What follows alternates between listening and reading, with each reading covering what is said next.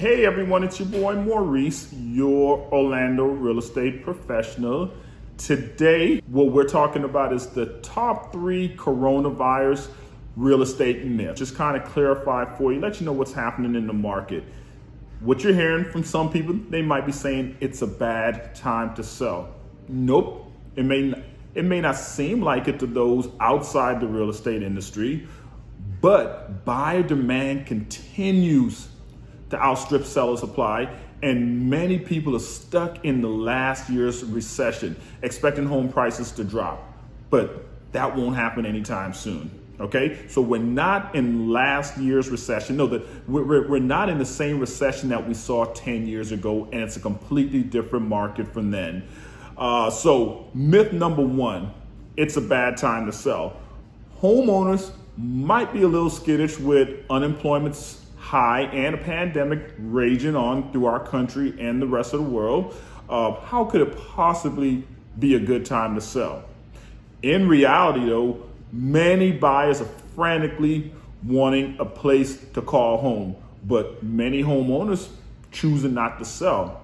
People, again, are not sure what's going on. So because of that, new home listings have plummeted 14% since early July compared to a year ago. And total homes for sale, the inventory is actually down 32% year over year compared to last year, according to Realtor.com, okay? So given the pandemic and the uncertainty of cost, the general sentiment among some people is that now is not a good time to sell your home. But in all reality, that could be so far from the truth. Let me give you a kind of sense for what's happening in the market, okay? So the way we kind of determine, we track the market to see what's happening. 5 months of inventory is considered a transition, okay? A transition into a buyer's market. So if you have 5 months, 6+ months of inventory supply, that's a buyer's market. So 5 months would be considered a transition. 6 is a buyer's market. 7, 8, 9, 10, like we saw 10 plus over a decade ago, that was a strong buyer's market. Now, 4 months of less is a strong seller's market. And look at the data.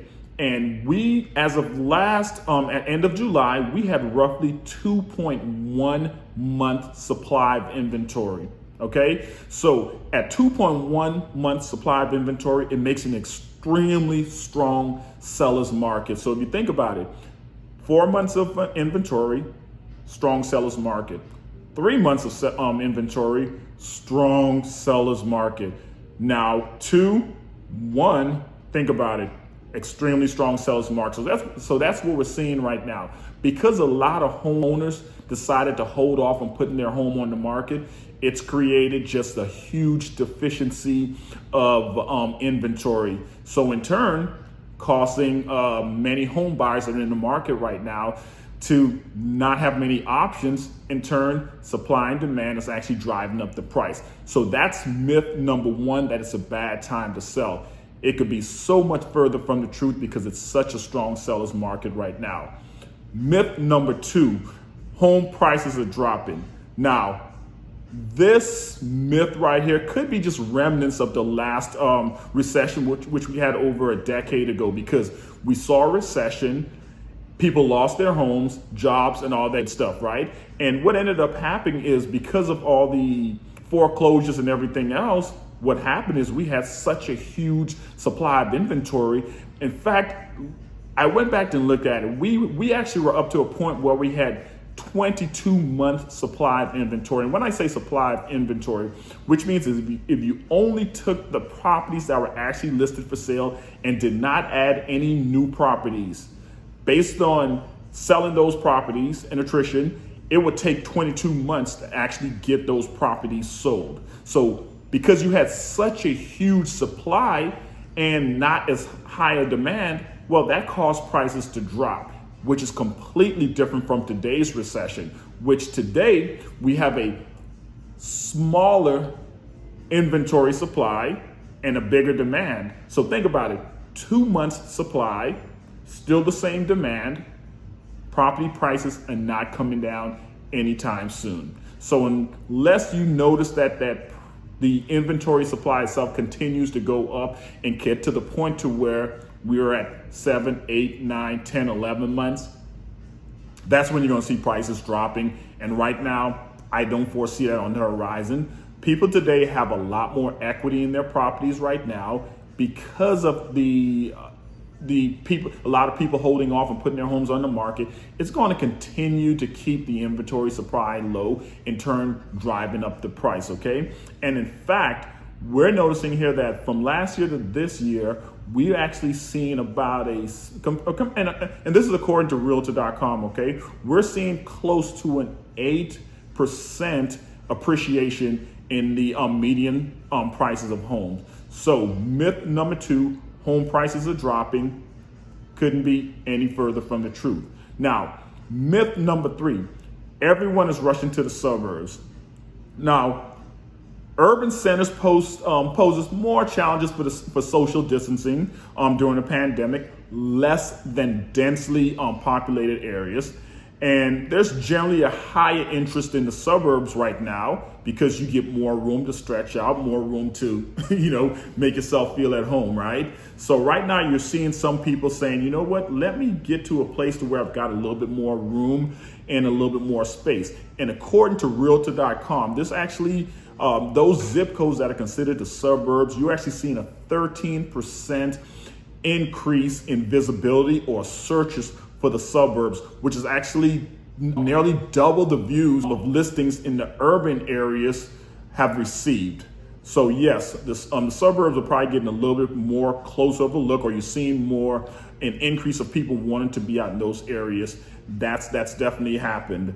But we've also seen home buying demand recover faster in the suburbs and the rural areas than the urban areas. And again, this is according to Realtor.com. And there's also evidence of home shoppers in cities hit earlier by the COVID-19, such as New York and Philly, seeking homes in nearby smaller community at higher prices, like the Poconos. And these are more so for the wealthier people, okay?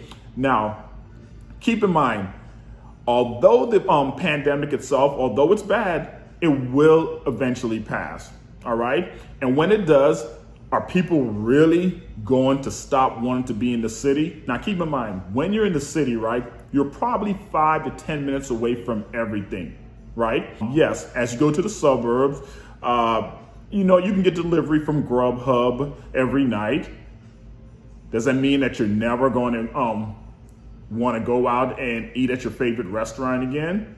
Or do you really want to have to drive a 30, 45 minutes? So yes, the city itself will continue to be a place where people will want to be. So yes, people are venturing more so to the suburbs to get more space during the pandemic, but eventually people are going to get back to life as they know it, or the convenience of life. Now, the suburbs, the urban areas will continue to be in demand, especially with the way we live life now. It's changing, right? You can practically work from home now. You've got delivery from Grubhub. You can order everything on TV. Amazon delivers everything. So now it makes sense to be out in those areas. But then there's still the ability of convenience, going to your favorite restaurant, going to your favorite store, doing all the different things that can be done within a few minutes, the gym, all those things, okay? So myth number 3, everyone is rushing to the suburbs. No, not really. But you do see an uptick and an increase in individuals wanting to be in those areas. So yeah, this is your boy Maurice. Like I said, I just want to kind of share with you some of the top 3 myths of what's going on in the real estate industry. And again, bad time to sell? Absolutely not. Inventory level right now is so low that you're seeing a lot of multiple offers. You're seeing homes getting sold faster than they have before. And that's because of a lack of inventory. Home prices are dropping. That's a huge myth. Supply and demand. Low supply, high demand, driving up the prices, okay? And is everybody moving to the suburbs? Not really. but there are more people moving to those areas now because they understand, hey, if I can work from home and I really don't have to commute as much, why not get a little bit more space, which gives me more opportunities to do things. Look, hey, this is your boy again, Maurice Pierre, your Orlando real estate professional. If you guys are thinking about moving here to Central Orlando, Central Florida, give me a call. I'd love the opportunity to sit down and help you out find a new home. If you're looking to move out, upgrade, downgrade, downsize, whatever it is that you're looking to do, give me a call, all right?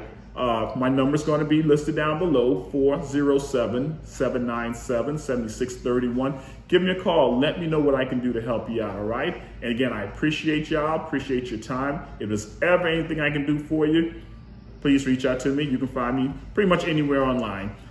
MAURINCE, Pierre, P like Paul, IERRE. Hey, can't wait to talk to you.